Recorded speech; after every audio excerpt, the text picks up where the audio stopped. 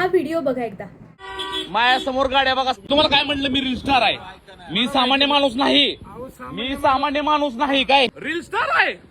जर माझी गाडी जर नाही सोडली ना तर उद्यापासून व्हिडिओ बनवणार नाही. मी रील स्टार आहे म्हटल्यानंतर मला सगळ्या गव्हर्नमेंट फॅसिलिटीज मिळायलाच हवेत. मी रील स्टार आहे म्हटल्यानंतर लोकांनी माझ्याशी एकदम हंबलपणेच वागायला हवंय. भले मी त्यांना हाडतूड करेल नाही तर मी कसंही वागेल.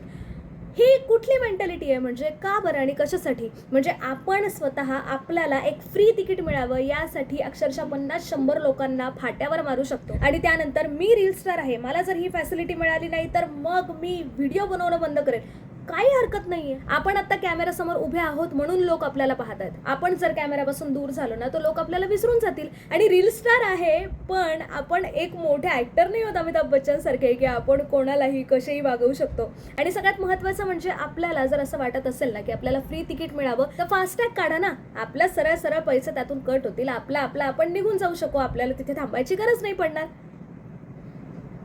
थोडंसं विचार करायला हवा.